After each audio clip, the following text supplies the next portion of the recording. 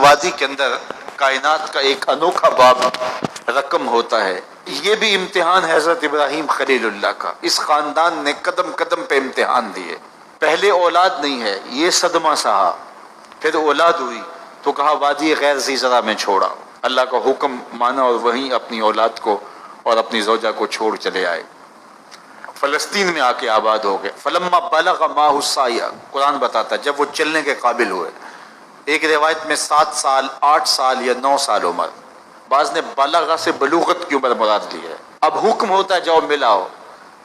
لیکن یار میں جدہ گیا تو وہاں ایک دوست کے ہاں ٹھہرا تو اس گھر کے اندر کھلونوں کی بوریاں تھیں.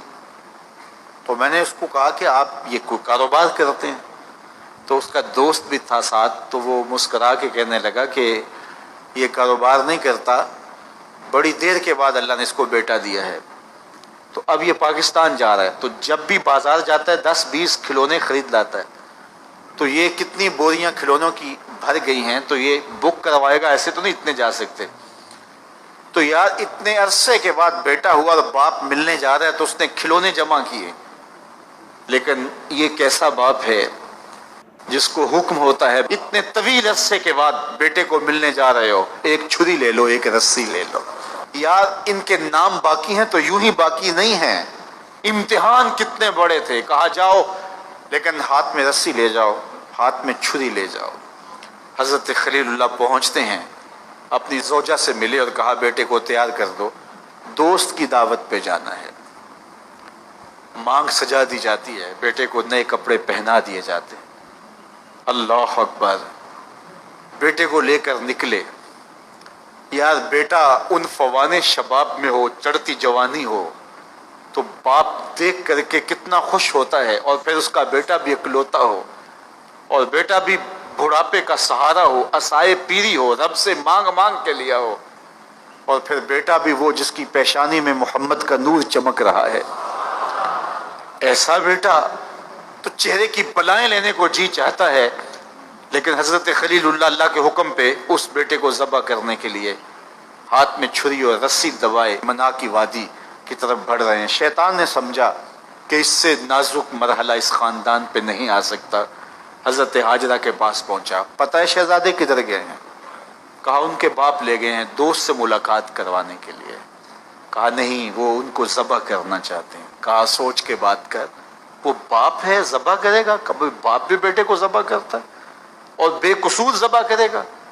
میں جانتی ہوں کتنی آہ سحرگاہی کا نتیجہ ہے وہ بیٹا. اللہ سے کتنی رو رو کے دعائیں مانگی اور وہ فرزند ملا. کہا وہ اللہ کا حکم سمجھتے ہیں. تو حضرت حاجرہ نے کہا ظالم تو کہیں شیطان تو نہیں؟ اگر رب کا حکم ہے میری گود میں ایک اسماعیل ہے، کاش 1000 اسماعیل ہوتا، راہ خدا میں قربان کر دیتے. اسماعیل علیہ السلام کے پاس شیطان پہنچ رہا. اسماعیل پتہ ہے تیرے باپ تمہیں کدھر لے جا رہے ہیں؟ کہا کہ کدھر؟ کہا کہ وہ ذبح کرنے لے جا رہے ہیں. کہا تم سوچ کے بات کرو. ان کی آنکھوں کی چمک نہیں دیکھی؟ میری طرف دیکھتے ہیں تو لگتا ہے کہ ان کی آنکھوں سے شہد ٹپکتا ہے اور وہ مجھے ذبح کر دیں گے. کہا اللہ کا حکم سمجھتے ہیں. کہا اچھا. کہا ہاں. کہا اسماعیل کے وجود میں ایک جان ہے، کاش میرے ایک ایک بال میں جان ہوتی اور راہ خدا میں قربان کر دیتا. ابراہیم علیہ السلام کے پاس شیطان پہنچ کے بولتا ہے ابراہیم اللہ کو راضی کرنے کے اور تھوڑے طریقے ہیں، ضرور بیٹے کو ذبح کرنا ہے. تو وہ بھی کنکر اٹھا کے مارتے ہیں اور شیطان کو راستے سے ہٹا کے منزل کی طرف بڑھتے ہیں. قرآن نے وہ سارا منظر بیان کیا ہے. فلما بلغ ماہ السعی، باپ بیٹے کے پاس آیا اور کہا بیٹا میں نے خواب دیکھا ہے کہ میں تجھے ذبح کر رہا ہوں. فانظر ماذا تری، بتا تیری رائے کیا ہے. بیٹے پر سختہ طاری ہو جاتا، آنکھیں پھٹی کی پھٹی رہ جاتی. باپ کیا بول رہا ہے؟ لیکن یہ فیضان نظر تھا یا کہ مکتب کی کرامت تھی. سکھائے کس نے اسماعیل کو آداب فرزند. اللہ اکبر. فرزند ہو تو اسماعیل ذبیح اللہ جیسا. فانظر ماذا تری، بتا تیری رائے کیا ہے. بیٹا خاموشی اختیار کر لیتا. السکوت من الرضا، تو سکوت بھی رضا سے ہے، اس کی خاموشی بھی رضا مانی جاتی. اور جب اس طرح کی سراسیمگی کی کیفیت ہو تو خاموشی ہی رضا ہوتی ہے. بیٹا کہتا ٹھیک ہے آپ ذبح کر لیجئے. یہ بھی امتثال امر ہوتا، لیکن بیٹے نے 2 قدم بھر کے بات کی. بیٹے نے کہا یا ابا تفعل ما تؤمر ستجدنی انشاءاللہ من الصابرین. ابا جان ذبح کیا ہے، جو کرنا ہے کیجئے. یہ نہیں کہا یا ابا تذبح، ہاں ابا جی ذبح کر لیجئے. ذبح کا جواب ذبح سے نہیں دیا، بلکہ کہا یا ابا تفعل، اے ابا جان کیجئے، ما تؤمر جو بھی حکم ہو. ذبح کیا، جو بھی کرنا ہے کیجئے. رہی بات میری، یہ کام آسان تو نہیں، لیکن میرے اللہ نے چاہا تو صبر کر کے دکھاؤں گا. منا کی وادی ہے، باپ اور بیٹے دونوں نے طے کر لیا. باپ ذبح کرنے پہ راضی ہے، بیٹا ذبح ہونے پہ راضی ہے. یار اسلام من مانی کا نام نہیں ہے، اپنے خواہشات کو پورا کرنے کا نام اسلام نہیں ہے، اپنے آپ کو مالک کے سپرد کر دینے کا نام ایمان ہے، اس کا نام اسلام ہے. یہاں دیکھیے فلما اسلم، جب دونوں نے طے کر لیا، دونوں راضی ہو گئے. باپ ذبح کرنے پہ راضی ہو گیا، بیٹا ذبح ہونے پہ راضی ہو گیا. وَتَلَّهُ لِلْجَبِينِ، اور باپ نے بیٹے کو پیشانی کے بل لٹایا. قرآن نے وہ سارا منظر بیان کیا ہے. اس پر مفسرین کے 2 قول ہیں. ایک یہ کہ الٹا لٹایا تاکہ کفا سے ذبح کروں، گردن کے پچھلے حصے پر چھری رکھ کے ذبح کروں گا، منمونہ چہرہ میری آنکھوں کے سامنے نہ ہو اور میرے دل کے اندر کوئی جذبہ رحم نہ جاگے جس سے اللہ کے حکم کی تعمیل میں دیر ہو جائے. اور دوسرا معنی یہ کیا کہ آپ جانور قربانی کے لیے جو ذبح کرتے ہیں تو اس کی گردن کو بل دے کے اس کی پیشانی کو زمین پہ لگا دیتے ہیں تاکہ یہ رگیں تن جائیں اور ذبح کرنے میں آسانی ہو. حضرت اسماعیل کی معصوم گردن کو بل دے کر کے ان کی پیشانی پتھر کے ساتھ جوڑی گئی. وَتَلَّهُ لِلْجَبِينِ، پیشانی کے بل یوں لٹایا گیا کہ گردن کھل جائے اور بیٹے کو ذبح کرنا آسان ہو. آنکھوں پہ پٹی باندھ لی کہ یہ منظر تو دیکھا نہیں جا سکے گا، اللہ کے حکم کی تعمیل بھی بہر صورت کرنی ہے. سعادت مند بیٹا بولتا ابا جان مجھے رسیوں سے جکڑ لیجئے، کہیں ایسا نہ ہو کہ میں تڑپوں اور اللہ کا حکم پورا کرنے میں آپ کو دیر ہو جائے. باپ بیٹے کو رسیوں سے جکڑ لیتا ہے، ہاتھ میں چھری پکڑی ہے، ذبح کرنے لگتے ہیں تو بیٹا بولتا ہے ابا جان رسیاں کھول دیجئے. کیوں؟ آپ کا منصوبہ، آپ کا پروگرام تبدیل ہو گیا. کہا نہیں. تو پھر کیوں رسیاں کھولوں؟ کہا کہیں ایسا نہ ہو کہ کل کا مورخ لکھے کہ باپ ذبح کرنا چاہتا تھا، بیٹا ہونا نہیں چاہتا تھا، باپ نے باندھ کے کیا. کھول دیجئے، نہیں تڑپوں گا. رسیاں کھل جاتی ہیں. بیٹا پیشانی کے بل لٹایا ہوا ہے، ہاتھ میں چھری پکڑی ہے، منا کی وادی ہے، کارکنان قضاء و قدر کی چیخیں نکل رہی ہیں، حوریں تھرا رہی ہیں، زمانہ کانپ رہا ہے، منا کی وادیوں پر تھر تھراہٹ ہے. مالک قیامت آنے والی ہے. فرشتے بھی پوچھ رہے ہیں کہ مالک کیا ہونے والا ہے. کہا تم کہتے تھے انسان کو پیدا کر رہا ہے، سجدے تو ہم کریں گے، ذرا میرے بندے کی ادا تو دیکھو، ذرا میرے بندے کا انداز محبت تو دیکھو، میری فرما برداری، انقیاد امر اور اطاعت اور امتثال امر کی مثال تو دیکھو، ذرا دیکھو میرا بندہ میرے حکم کی تعمیل کیسے کر رہا ہے. اللہ اکبر. کائنات آنکھیں جھپک رہی ہے، سورج منہ چھپا رہا ہے کہ یہ منظر دیکھا نہیں جا رہا، اور منا کی وادی تھر تھر کانپ رہی ہے کہ ایک بوڑھا باپ ہاتھ میں چھری پکڑے اپنے نو نہال فرزند کو ذبح کرنا چاہ رہا ہے. عجیب منظر ہے کائنات کے اندر. حضرت ابراہیم آگے بڑھے، بیٹے کی گردن پہ چھری رکھی اور پوری قوت کے ساتھ چھری کو جنبش دی. اللہ اکبر. لیکن ایک بال بھی نہیں کٹا. پاس پڑے پتھر پر چھری کو مارا. لما تقطع یا سکین، چھری کاٹتی کیوں نہیں؟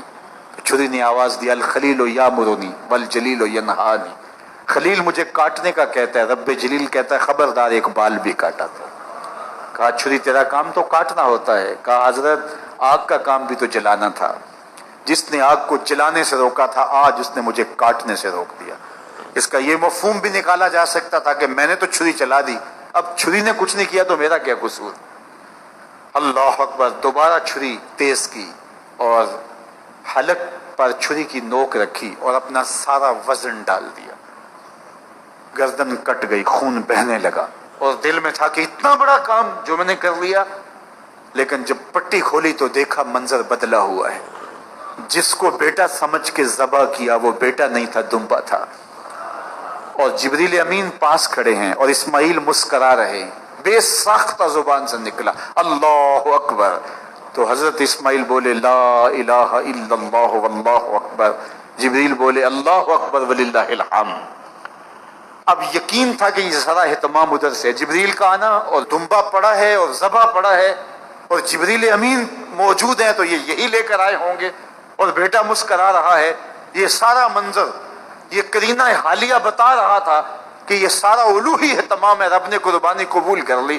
لیکن صرف اتنا ہی نہیں ہوا کہ یہ قرینہ حالیہ آپ کو یقین دلاتا، بلکہ منا کی وادی چمکنے لگی اور وہی کے اجالوں سے پوری وادی روشن ہو گئی، اور آواز آنے لگی وَنَادَيْنَاهُ يَا إِبْرَاهِيمُ قَدْ صَدَّقْتَ الرُّؤْيَا إِنَّا كَذَلِكَ نَجْزِي الْمُحْسِنِينَ۔ یہ منظر دیکھا تو ابراہیم ابھی کوئی سوال کرتے، کسی سے پوچھتے کہ یہ کیا ہوا، اتنے میں وہی نازل ہوئی، اے ابراہیم تو نے واقعی خواب پورا کر دکھایا، إِنَّا كَذَلِكَ نَجْزِي الْمُحْسِنِينَ، ہم اپنے بندوں کو یوں ہی صلہ دیا کرتے۔ تیرے بیٹے کو ذبح نہیں کروانا تھا تیرے ہاتھوں سے، ہم نے تیرا امتحان لینا تھا، بس ابراہیم تیرا امتحان پورا ہو گیا، ہم نے تیری سنت کو اب قیامت تک کے لیے باقی رکھا، قیامت تک کے لیے باقی رکھا۔ اور پھر خود میرا رب کہتا ہے سلام علی ابراہیم، ابراہیم تیرے اوپر سلام ہو۔ اللہ اکبر۔ منا کی وادی کے اندر حج کے موقع پر 40 لاکھ حجاج ہیں، تو کچھ شیوخ عرب کے اور باقی عمرا مخیر سعادت مند لوگ 100 قربانیاں بھی پیش کرتے ہیں، تو کروڑوں قربانیاں منا کی وادی میں ذبح ہو رہی ہوتی ہیں اور حدود حرم میں، اور بے ساختہ زبان پہ نکلتا ہے سلام علی ابراہیم۔ ہر سال یہ شور و غوغا ہوتا ہے کہ اس مرتبہ قربانی بہت مہنگی ہے، شاید زیادہ لوگ قربانی نہیں کر پائیں گے، لیکن جو ہی موسم قربانی کا آتا ہے گلیوں اور بازاروں کے اندر جانور گھوم رہے ہوتے ہیں اور ان کو دیکھ کے بے ساختہ زبان پہ آتا ہے سلام علی ابراہیم، ابراہیم تیرے اوپر سلام۔ تو یہ کتنا بڑا امتحان تھا، کتنی بڑی آزمائش تھی، لیکن اس آزمائش سے سرخرو نکلے، نمبر بھی پورے 100 حاصل کیے، کامیاب اور بامراد اور کامگار ہوئے۔ آج ہمیں اس سنت کو باقی رکھ کر کے ہمیں وہ یاد تازہ کی جا رہی ہے کہ میرے ایسے بندے کہ جو میرے حکم پہ اپنی سب سے عزیز چیز بھی قربان کرنے سے گریز نہیں کیا کرتے۔ ہمارے ایک بزرگ فرمایا کرتے تھے کہ ہر بندے کا ایک اسماعیل ہوتا ہے، جب تک وہ اپنے اسماعیل کی گردن پہ چھری نہیں رکھتا رب کا قرب نصیب نہیں ہوتا۔ تو جو تمہاری محبوب چیز ہے اس کو راہ خدا میں جب تک قربان کرنے کا جذبہ نہیں پاؤ گے تب تک تمہیں وہ منزل نصیب سعادت کی نہیں ہوگی۔